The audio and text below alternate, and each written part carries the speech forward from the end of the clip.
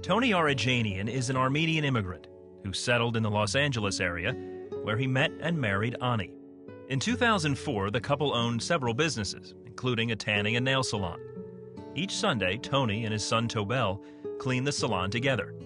But that morning, Tobel had a fever and stayed home. When Tony got to the salon, he noticed something strange. As I opened the door to the salon, I noticed that everywhere was just wet. Suspected that there might be a water leak, but the stench of that room was just unbearable. Overnight, a faulty valve on a gas-powered dryer had caused the room to fill with natural gas. Tony decided to start a load of clothes before he looked for the source of the leak.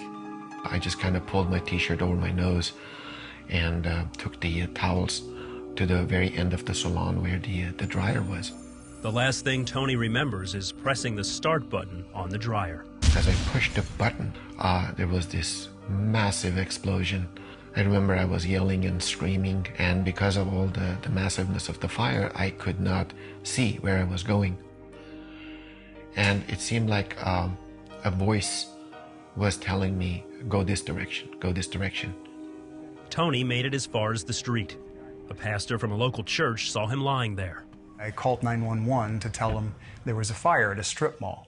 But as I arrived, I was, much to my shock and horror, surprised to see a man lying in the gutter in front of a truck, and he was still smoldering. Whitlow stayed with Tony and prayed until the ambulance arrived. Tony was taken to the Grossman Burn Center. Meanwhile, Ani was wondering where her husband was. When the Burn Center staff finally identified Tony, they called Ani, who rushed to the hospital. As I was walking towards the room, I smelled smoke, charcoal. It was like somebody had barbecued in there. He had no hair. His eyes were, I don't even know how to describe his eyes. And the very first thing I said, that's not Tony. And she said, yes, that is Tony. Tony sustained third-degree burns on 90% of his body. He was burned his entire face, his hands, his arms, his legs, a great deal of his trunk. He was burned indoors, and so there was an element of smoke inhalation, so he had some damage to his lungs that really made his chances of survival very, very slim. Dr. Grossman said, he looks worse than the report. The chances for him to survive is less than 1%. When the doctors told her to make funeral arrangements, Ani felt a strange presence come over her. Right at the end of the report, I felt this fog coming down on me, and it was so calming, so, I felt so relaxed, so calm, and there was this voice in there that said, Tony will be okay. And I looked at him and I said, Tony will be okay, and he's gonna walk out of this hospital. And they both looked at me like, okay, she's in denial. Tony was in a coma at the Burn Center for several months. Next thing I remember was when I opened my eyes and Ani was standing right above me, and she, this beautiful face, beautiful smile. I had no idea where I was at the time.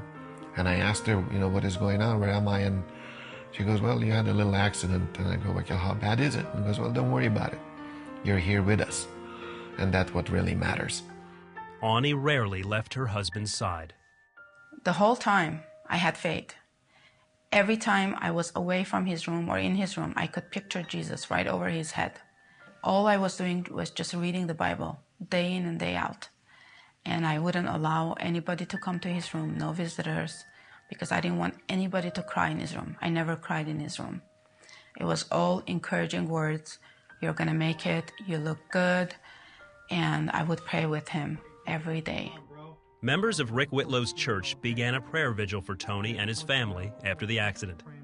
One of the members, Mike Martin, visited Tony every day. I remember he started praying for me, and I got this really warm feeling coming on me.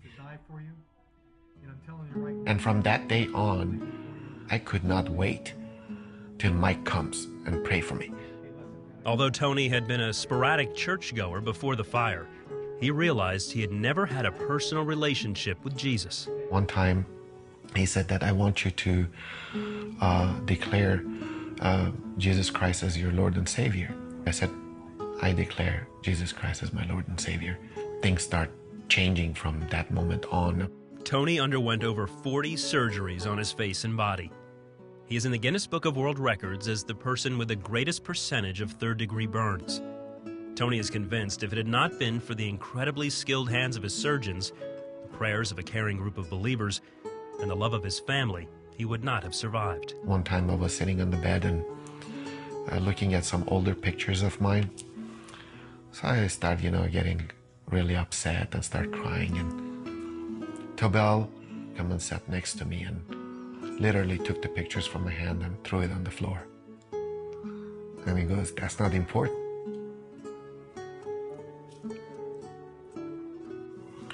He said, what's important is that you're here with us.